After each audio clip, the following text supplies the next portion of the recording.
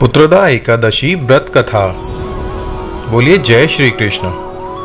युधिष्ठिर ने पूछा, मधुसूदन, श्रावण के शुक्ल पक्ष में किस नाम की एकादशी होती है? कृपया मेरे सामने उसका वर्णन कीजिए। भगवान श्री कृष्ण बोले, हे राजन, प्राचीन काल की बात है। द्वापर युग के प्रारंभ का समय था।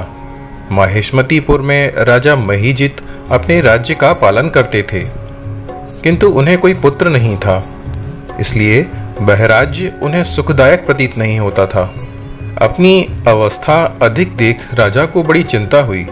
उन्होंने प्रजा वर्ग में बैठकर इस प्रकार कहा, प्रजाजनों, इस जन्म में मुझसे कोई पातक नहीं हुआ है। मैंने अपने खजाने में अन्याय से कमाया हुआ धन नहीं जमा किया है। ब्राह्मणों और देवताओं का धन भी मैंने कभी नहीं लिया है। पुत्रवत प्रजा का पालन किया है। धर्म से पृथ्वी पर अधिकार जमाया है। दुष्टों को, चाहे वे बंधु और पुत्रों के समान ही क्यों न रहे हों, दंड दिया है। शिष्ट पुरुषों का सदा सम्मान किया है और किसी को द्वेष का पात्र नहीं समझा है। फिर क्या कारण है जो मेरे घर में आज तक पुत्र उत्पन्न नहीं हुआ? आप लोग इसका विचार करें। राजा के ये वचन सुनकर प्रजा और पुरोहितों के साथ ब्राह्मणों ने उनके हित का विचार करके गहन वन में प्रवेश किया।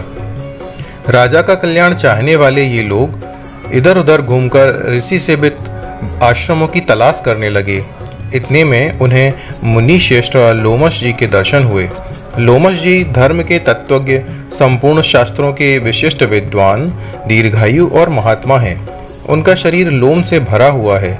वे ब्रह्मा जी के समान तेजस्वी हैं। एक एक कल्प बीतने पर उनके शरीर का एक एक लोम विशीर्ण होता है, अर्थात टूटकर गिरता है।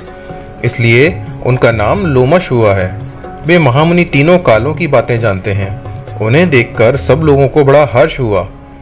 लोगों को अपने निकट आया देख लोमश जी ने पूछा, तुम सब लोग किस लिए यहाँ आए हो? अपने आगमन का कारण बताओ। तुम लोगों के लिए जो हितकर कार्य होगा उसे मैं अवश्य करूँगा। प्रजाजनों ने कहा, ब्राह्मण, इस समय महीजित नाम वाले जो राजा हैं, उन्हें कोई पुत्र नहीं है। हम लोग उन्हीं की प्रजा हैं, जिनका उन्होंने पुत्र की तरह पालन किया है। उन्हें पुत्रहीन देख उनके दुख से दुखित हो हम तपस्या करने का दृढ़ निश्चय करके यहाँ आए हैं।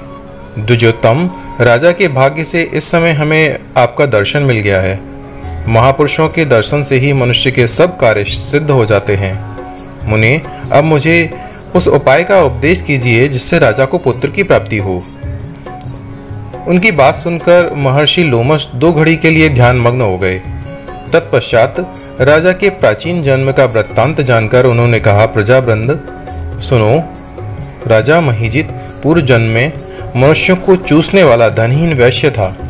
वह वैश्य गांव-गांव घूमकर व्यापार किया करता था। एक दिन ज्येष्ठ के शुक्ल पक्ष में 10वीं तिथि को, जब सूर्योदय का सूर्य तप रहा था, वह किसी गांव की सीमा में एक जलाशय पर पहुंचा। पानी से भरी हुई बावली देखकर वैश्य ने वहां जल पीने का विचार किया। इतने में वहां अपने बछड़े के साथ एक गाय भी आ पहुंची। वह प्यास से व्याकुल और ताप से पीड़ित थी, अतः बावली में जाकर जल पीने लगी। वैश्य ने पानी पीती हुई गाय को हाँक कर दूर हटा दिया और स्वयं पानी पीने लगा। उसी पाप कर्म के कारण राजा इस समय पुत्रहीन हुए हैं।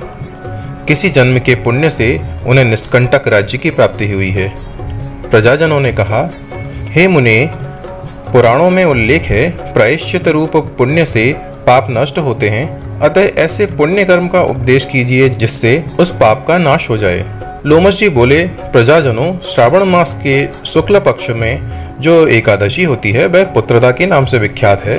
वह मनोवांछित फल प्रदान करने वाली है। तुम लोग उसी का व्रत करो। यह सुनकर प्रजाजनों ने मुनि को नमस्कार किया और नगर में आकर विधि पूर्वक पुत्रदा एकादशी के व्रत का अनुष्ठान किया। उन्होंने विधि पूर्वक जागरण भी किया और उसका निर्मल पुण्य राजा को अर्पण किया। तत्पश्चात रानी ने गर्भ धारण किया और प्रसव का समय आने पर बलवान पुत्र को जन्म दिया। इसका महात्म्य सुनकर मनुष्य पापों से मुक्त हो जाता है तथा इहलोक में सुख पाकर परलोक में भी स्वर्ग की गति को प्राप्त होता है। बोलिए जय श्री कृष्ण।